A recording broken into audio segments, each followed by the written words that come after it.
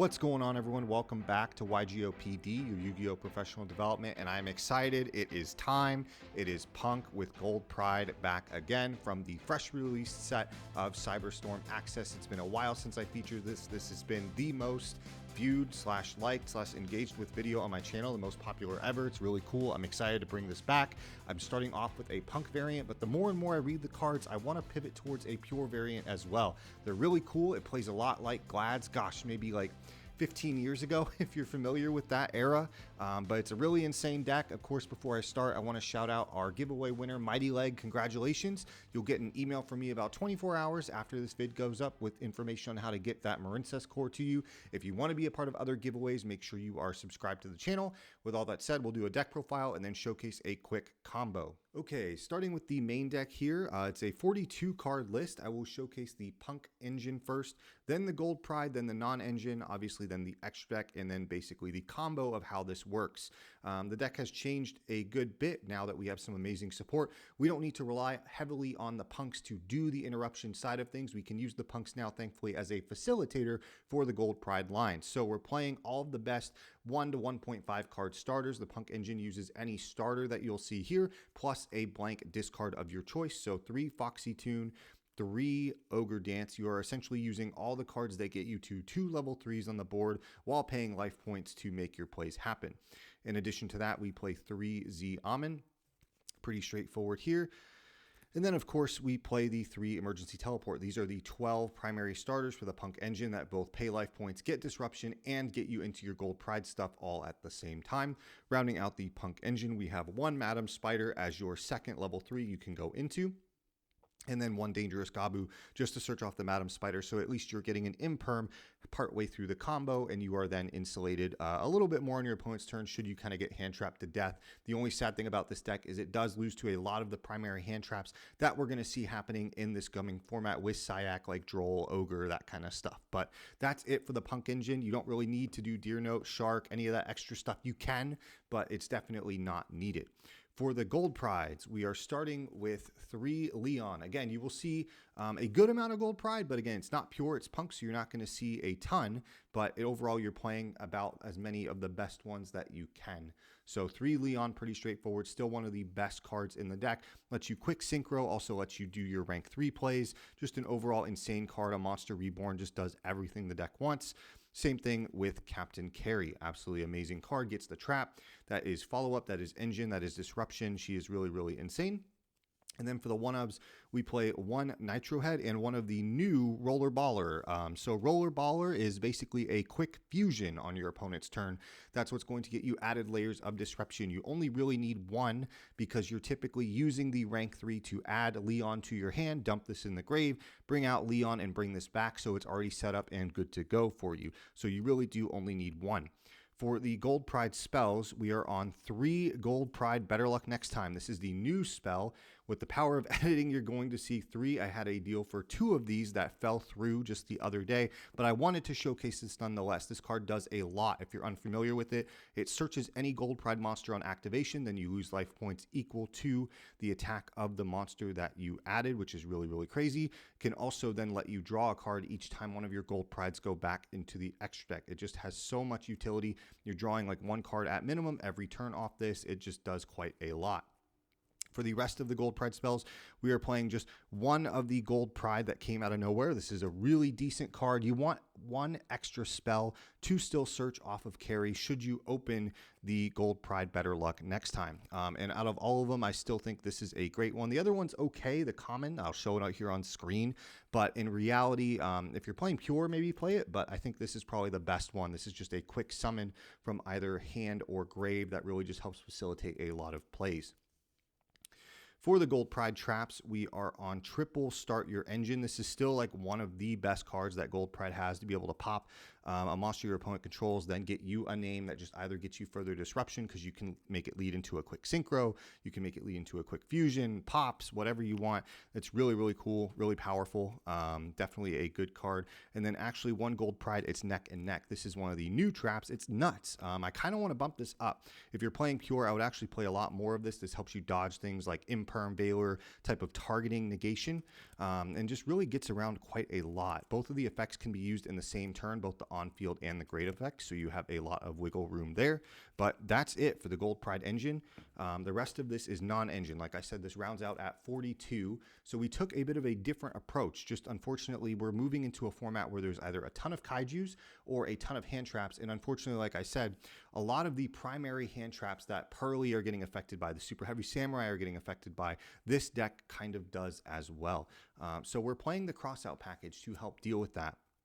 I really like this. There aren't many decks that I find I can fit Crossout in comfortably, but you have a wide array of flex spots here. You can go up to 42. I wouldn't go more than that, like I said, but overall, you have now some utility to kind of play hand traps that you know are going to be impactful, but also can have some protection for yourself. So for hand traps, we play double Ash, double Imperm, double Droll, and double Nibiru. These are all probably some of the main traps of the hand traps of the format, as well as kind of the primary ones you would be affected by the most. And then one Ghost Ogre. Again, a target off E-Telly, a target for Crossout, an extra level 3 body you can use. But again, getting Ghost Ogre on one of your level 3 monsters for the Punk combo, if you don't have another name, really does suck and kind of cuts you off. So you want to be able to have a target in there for that. So that's it for the main deck.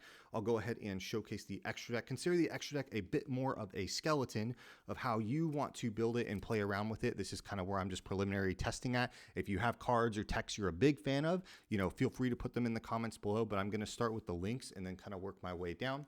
One Underworld Goddess. This deck spams a lot of monsters all the time. This is just a good utility card to get rid of stuff that is, unable to kind of be targeted, destroyed, like that niche type of removal. It still fits, which is really good. Same way Access Code, right? Just, again, good removal. Avramax, you can use this for IP. I've just been finding, looking for different things to make you spam a lot of extra deck stuff back and forth, and just being able to get a towers is quite good. After that, one Unicorn, pretty straightforward, as well as the one IP Masquerena to go with it. That's most of the generic stuff. I'll set these two aside and start talking about the Gold Prides in here as well.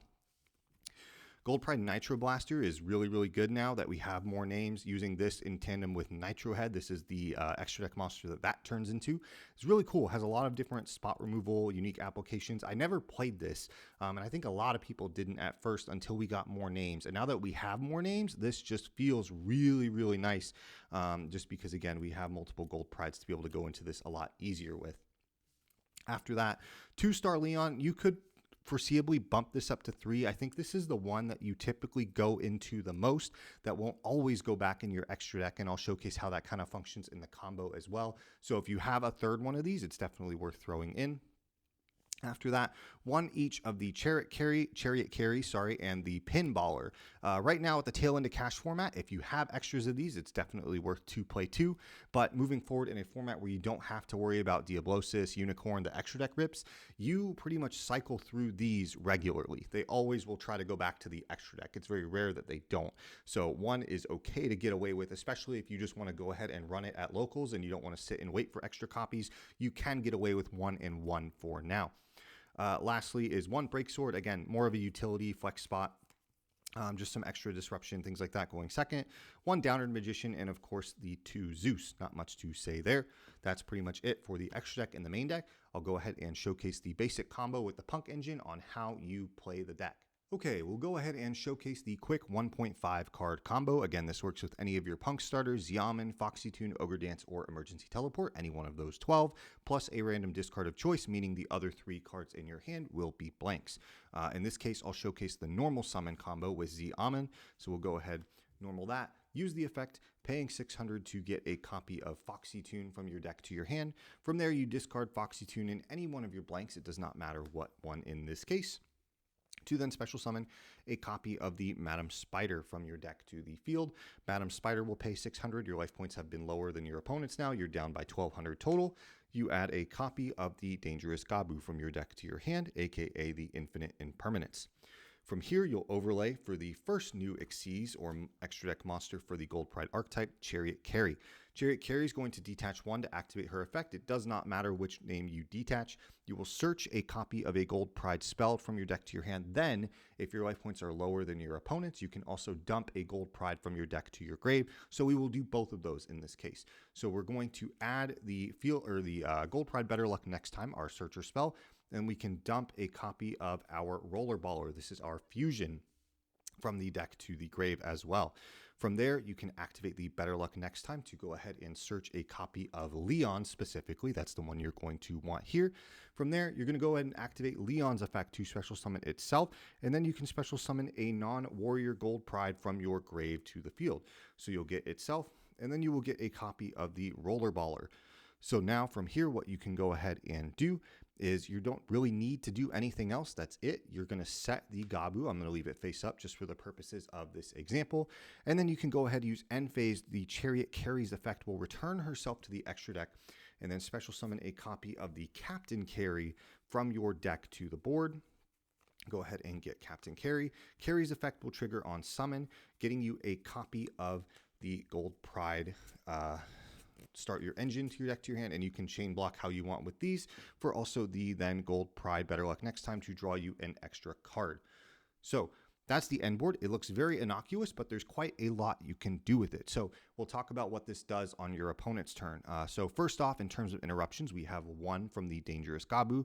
The second one, of course, is going to be the Gold Pride Leon to synchro summon on your opponent's turn quickly for a Star Leon. Star Leon then has the ability to pop a card your opponent controls, so that's 2 disruptions. And then from there, you can always fusion summon with the Rollerballer using the Leon and the Rollerballer itself to make a copy of Pinballer, which then takes 2 more monsters that your opponent controls. And again, because your life points are lower, they can't really negate this effect or activation. So now you've taken 4 things, 2 with him, 1 with Leon, and 1 with the Dangerous Gabu. So that's 4 pieces of interruption. And then at the end phase of your turn, you can always return this to the extra deck, go ahead and then get a copy of Rollerballer back out, trigger the Better Luck Next Time, draw a card, and then draw a card for your turn. So not counting any of the other stuff in our hand, we have 6 cards going back to our next turn, plus the Better Luck Next Time for follow-up and the Rollerballer. So you'll always still at least be able to fuse on your opponent's turn. And then if you really want, using Start Your Engine, if you hit Leon, you can do the exact same thing over again with no problem. So that's it for the deck. That's a basic combo of how Gold Pride Punk works now. I've been a really big fan of it. If you haven't picked this up, it's relatively cheap and affordable. Go ahead and grab it. Really cool rogue deck. I've had a lot of fun. I'm really excited to see all the different variants and ways you all take this. But with all that said, I will see you all in the next one. Later.